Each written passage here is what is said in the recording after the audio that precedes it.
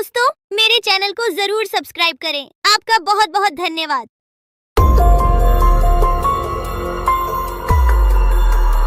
बहुत साल पहले की बात है। लक्ष्मीपुर के जंगल में एक पुरानी झील थी। वहाँ दिन में तो कोई घटना नहीं होती, पर थोड़ा सा भी अंधेरा छाते ही वह झील एक खूनी झील बन जाती। उस दौरान जो भी जानवर उस झील पर पानी पीने आ जाता, वह जिंदा वापस नहीं आता। कहाँ जाता, आज तक किसी को उसका पता नहीं चला था। यही वजह थी कि जंगल के सारे जानवरों ने, यहाँ तक कि जंगल की राजा शेर ने भी उस झील को खूनी झील घोषित कर दिया था। अब पूरे जंगल में कोई भी शाम को उस झील की तरफ जाने की हिम्मत नहीं करता था।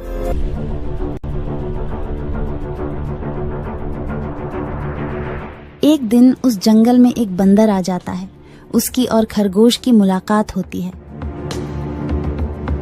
अरे बंदर भाई, कौन हो तुम? पहले तो तुम्हें इस जंगल में कभी नहीं देखा। खरगोश भाई, आज तक मैं शहर में इंसानों के बीच चिड़ियाघर में था। किसी तरह आजाद होकर आया हूँ। क्या इस जंगल में मेरे रहने के लिए कोई जगह है? हाँ बंदर भाई, ये हम जैसे जानवरों का घर है, इंसानों का चिड़ियाघर नहीं। आओ, मैं तुम्हें पूरी जंगल की सैर करवाता हूँ, सारी जगह के बारे में बताता हूँ। जो जगह पसंद आए वहीं टिक जाना। और खरगोश बंदर को पूरा जंगल घुमाता है। हाथी, जिराफ जैसे कई जानवरों के रहने की जगह ही नहीं, वहाँ के राजा शेर की भी गुफा दिखाता है, पर उस खूनी झील के बारे में ना बताता है और ना उसे वह दिखाने ले जाता है। बंदर वहीं बरगद के एक बड़े से पेड़ को अपने रहने के लिए पसंद कर लेता है। वहां रहते हुए अभी उसे 2 दिन ही गुजरते हैं कि तीसरे दिन शाम को घूमता हुआ वह उसी खूनी झील के पास पहुंच जाता है। अरे वाह, कितने सुंदर झील है। जी तो करता है ठंडे ठंडे पानी में कूद कर नहा लूं, लेकिन सर्दी होने का डर है। चलो, आज सिर्फ ठंडा ठंडा पानी से अपना प्यास ही बुझा लेते हैं।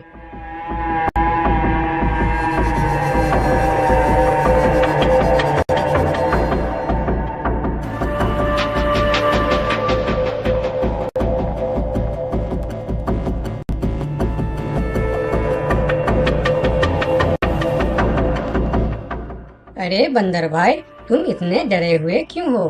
कहाँ से आ रहे हो? झील में पानी पीने गया था और जिंदा वापस आ गए। क्या मतलब? तुम्हें पता नहीं? वह इस जंगल की खूनी झील है। शाम होने पर कोई भी वहां जाता है तो जिंदा वापस नहीं आता। उसकी लाश का भी पता नहीं चलता कि वह कहाँ गायब हो जाती है। इसीलिए शाम होते ही कोई भी उस खूनी झील की तरफ नहीं जाता। ये हमारे राजा का आदेश भी है। कमाल है, मुझे तो पता ही नहीं। कैसे पता नहीं? तुम्हें वह खरगोश भाई ने बताया नहीं? लो, खरगोश भाई भी आ गया। अरे खरगोश भाई, आपकी वजह से आज बंदर भाई की जान जाते जाते बची। मेरी वजह से? हाँ, तुमने बंदर भाई को पूरा जंगल घुमाया, हर जगह के बारे में बताया। इस खूनी झील के बारे में क्यों नहीं बताया? भूल गया भाई, मैंने तो सोचा ये तो पेड़ पे रहते हैं, इन्हें झील से क्या काम। अभी अभी इन्हें खूनी झील की खूनी ने पकड़ने की कोशिश की, ये तो बाल बाल बच गए, वरना खूनी झील की खूनी, क्या तुमने उसे देखा? क्यों, क्या तुम लोगों ने आज तक नहीं देखा? नहीं, हम में से कोई कभी भी शाम को उस तरफ जाते ही नहीं और दिन में कोई घटना नहीं होती। और यह बात वह जाकर शेर के दरबार में सभी को बताता है। उसकी बात सुनकर किसी को भी यकीन नहीं आता है। क्या बात कर रहे हो बंदर? मैं सच कह रहा हूँ महाराज, लेकिन हम लोगों तो कभी आज तक देखा ही नहीं, क्योंकि आप लोग उसे खूनी झील समझकर दिन में ही वहाँ जाते हो और शाम होते ही आप लोग डर के मारे वहाँ जाना बंद कर देते हो। पूरे दिन वह मगरमच्छ झील में छुपा रहता है, शाम होते ही चुपचाप निकलता है और झील के पास पानी पीने आए जानवरों को खा जाता है। और आप लोग समझते हैं कि यह झील ही खूनी है, जबकि खूनी यह झील नहीं, इसमें छिपा हुआ मगरमच्छ है। हमें तो यकीन नहीं हो रहा है। वही तो बंदर भाई, हमें अगर पहले पता होता कि आप इतने बड़े झूठे हो तो हम अपने जंगल में आपको रहने की कभी जगह नहीं देते। अरे यार, आप लोग मेरे बात पर यकीन क्यों नहीं करते? मैं आप लोगों का भलाई के लिए ही बोल रहा हूँ। अगर तुम्हारी बात सच्ची है तो क्या तुम उस मगरमच्छ को हमें दिखा सकते हो? क्यों नहीं महाराज, आज शाम होते ही आप लोग वहाँ जाकर पेड़ और पत्थरों के बीच छुप जाना। और फिर शाम को वह सभी उस खूनी झील के पास जाकर छिप जाते हैं। झील के किनारे जाकर बंदर 2-3 बड़े बड़े पत्थर उस झील के पानी में फेंकता है। पत्थर के गिरने की छपाक छपाक की आवाज सुनकर मगरमच्छ पानी के अंदर चलता हुआ शिकार करने वहां आता है। मगर वहां पेड़ के पीछे छिपे दिखाई देते हाथी को देखकर वह सावधान हो जाता है और सोचता है, अच्छा, तो यह लोग मुझे छुपकर देखने आए हैं। अब मैं क्या करूं? हाँ, ये लोग तो बेवकूफ है। इन्हें फिर से बेवकूफ बनाते हैं। मैं फिर से पत्थर बन जाता हूँ। देखा, हमने कहा था ना, झील में एक बड़ा सा पत्थर है। हाँ, देखो, यही पत्थर तो हमें हमेशा रात में दिखाई देता है। हाँ, वही तो। ये पत्थर सिर्फ रात को क्यों दिखता है, दिन में क्यों नहीं दिखता, कभी सोचा है? हाँ, रात को चंद्रमा की वजह से पानी में ज्वार आता है तो वह पत्थर ऊपर हो जाता है। दिन में ज्वार नहीं आता तो पत्थर पानी में डूबा रहता है। उनकी बेवकूफी भरी बातें सुनकर बंदर परेशान हो जाता है। अरे यार, तुम लोग भी ना समझते ही नहीं। ठीक है, चलो एक काम करते हैं। तुम लोगों को लगता है ना कि वह बड़ा पत्थर, कि वह बड़ा ही मजबूत पत्थर है। अगर यह खुद ही बता दे कि यह एक मजबूत पत्थर है तो मैं भी मान जाऊंगा और अभी गुलाटी मारते हुए झील में छलांग लगा दूंगा और तैरता हुआ इस तरफ से उस तरफ चला जाऊंगा। यह सुनकर मगरमच्छ के मुंह में पानी आ जाता है। लगता है आज बंदर का नरम नरम मांस खाने का मौका मिलेगा। वैसे भी ये सारे जानवर बेवकूफ है। आज तक मुझे पत्थर ही समझते आए हैं। मैं पत्थर हूँ, मैं मजबूत पत्थर हूँ। सुना आप लोगों ने? ये कैसे आप लोगों को बेवकूफ समझता है? अरे पत्थर भी कभी बोलते हैं क्या? अब सभी की समझ में बंदर की बात आ जाती है। रात भर सभी शेर राजा की गुफा में मीटिंग करते हैं। बंदर सही कह रहा था। यह मगरमच्छ जरूर कहीं दूसरे जगह से हमारे जंगल में आ गया है। लेकिन अब क्या करे? अगर धरती पर होता तो मैं उसे धूल चटा देता था, लेकिन पानी में हमारा शक्ति कम हो जाती है। तो क्या इससे हमें कभी छुटकारा नहीं मिलेगा महाराज? मेरे ख्याल से तो नहीं। मिलेगा महाराज। ये पानी में भी रहेगा, हमें देखेगा भी, मगर वह कुछ कर नहीं पाएगा। ये कैसे हो सकता है? हो सकता है हाथी भाई। बस आप लोग मुझे 2 बड़े बड़े रस्सी दे दो। रस्सी का क्या करोगे? मैं शहर के चिड़ियाखाना में था तो एक एक तरीका सीखा है जानवरों पर कब्जा करने की। हम इस पर कब्जा कर लेंगे। और बंदर को 2 बड़ी बड़ी रस्सी लाकर दी जाती है। फिर बंदर उन सभी के साथ रस्सी लेकर उस खूनी झील पर पहुंचता है।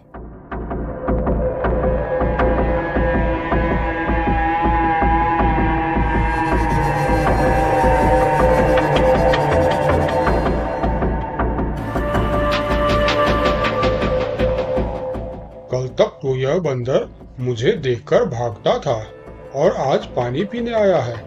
लगता है ये भी दूसरे जानवरों की तरह मुझे पत्थर समझने लगा है। अभी इसे अपना निवाला बनाता हूँ।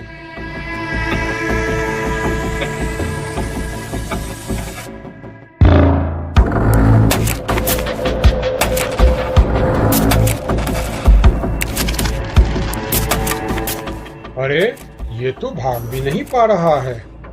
अब यह जितना ज्यादा फरफराएगा उतना यह फंदा कसता जाएगा और चुपचाप रहेगा तो फंदा ढीला रहेगा।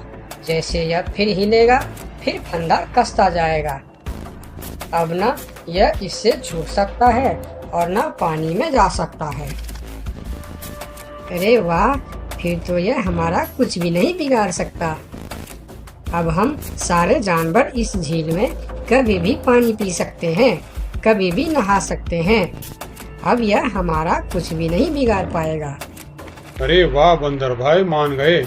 आपने तो हमारी समस्या ही खत्म कर दी, वरना रात भर हमें प्यास ही रहना पड़ता था कि हमें झील में पानी पीने गया और झील ने हमें खा लिया। तो आज हमें एक बात समझ में आई है कि किसी भी अफवाह के चक्कर में हमें अपनी जगह छोड़कर नहीं जाना चाहिए, बल्कि उस अफवाह का समाधान क्या है वह खोजना चाहिए, क्योंकि कोई भी जगह खूनी नहीं होती, उस जगह पर रहने वाला खूनी होता है।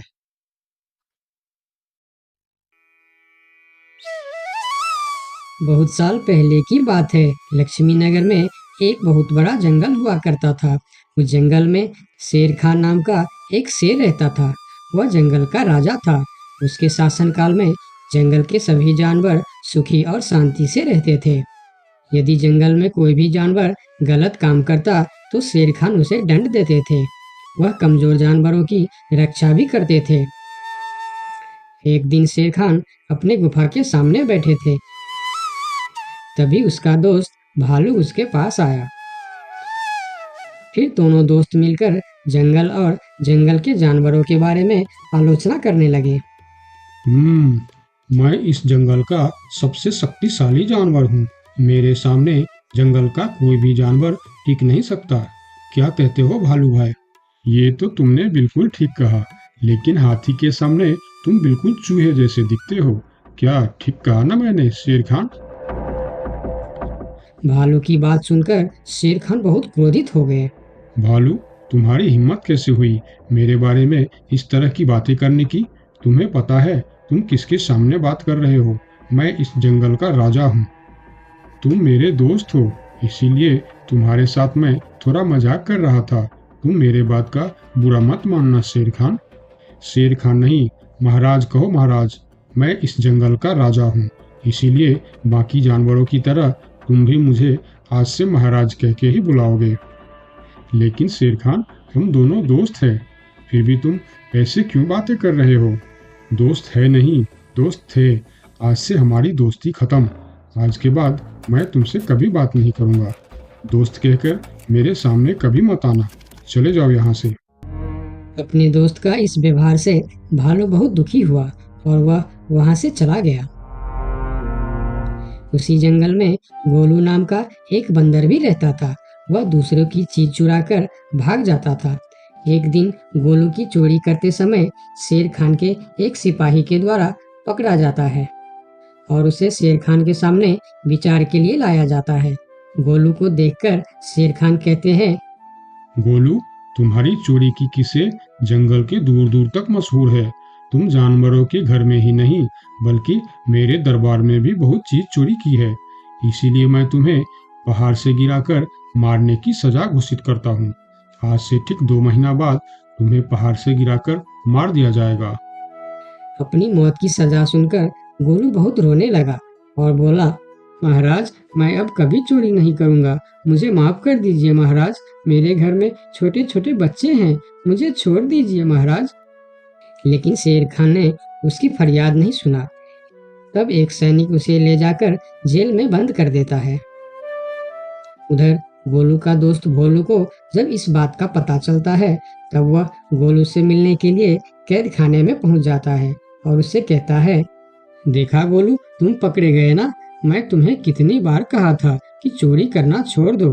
अब क्या होगा बताओ, कैसे निकलोगे यहाँ से? ये सब छोड़ो भोलू भाई, जो होना था वो हो गया। मुझे तो बस अपने परिवार की चिंता हो रही है।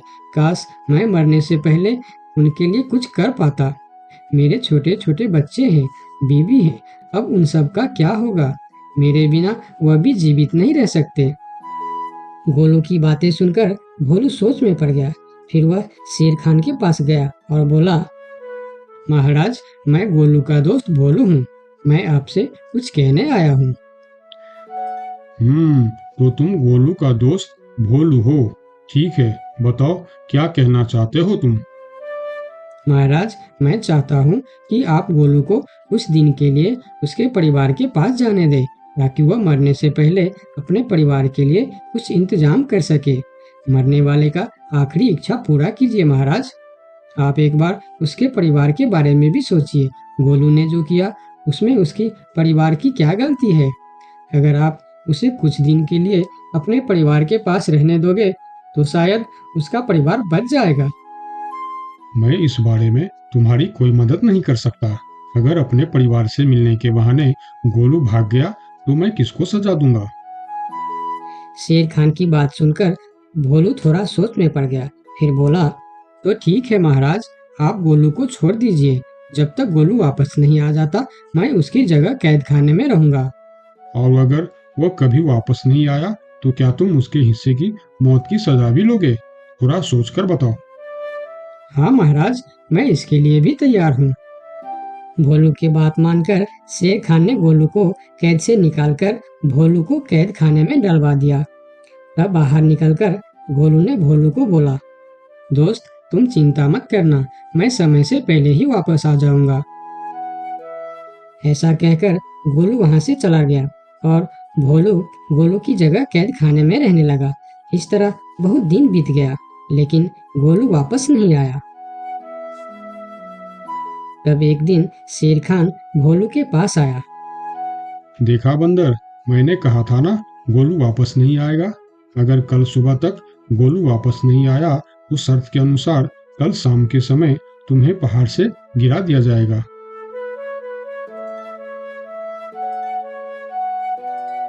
अगले दिन भी जब गोलू वापस नहीं आया तब शेर खान और उनके सैनिक भोलू को लेकर पहाड़ के किनारे पर गए। फिर भोलू को खाई के किनारे खड़ा करके शेर खान ने कहा, देखा ना मूर्ख बंदर, तुम्हारे दोस्त तुमको धोखा देकर चला गया। अब तुम मरने के लिए तैयार हो जाओ। लेकिन इस बार भी गोलू नहीं डरा और बोला, कोई बात नहीं महाराज, मैं अपने दोस्त के लिए मरने के लिए भी तैयार हूँ। मैं यह जानकर बहुत खुश हूँ कि मेरा दोस्त अपने परिवार के साथ खुश है। मेरे आगे पीछे और कोई नहीं है, मैं तैयार हूँ महाराज। शेर खान और भोलू के बीच बातचीत चल ही रही थी कि तभी थोड़ी दूर पर गोलू उनके और आता हुआ दिखाई दिया।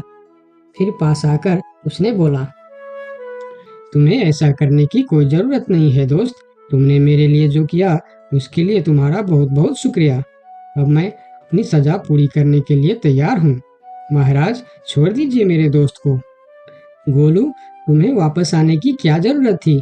मैं यह सजा ले लेता था। तुम्हारे घर में छोटे छोटे बच्चे हैं, बीवी है, उनका क्या होगा?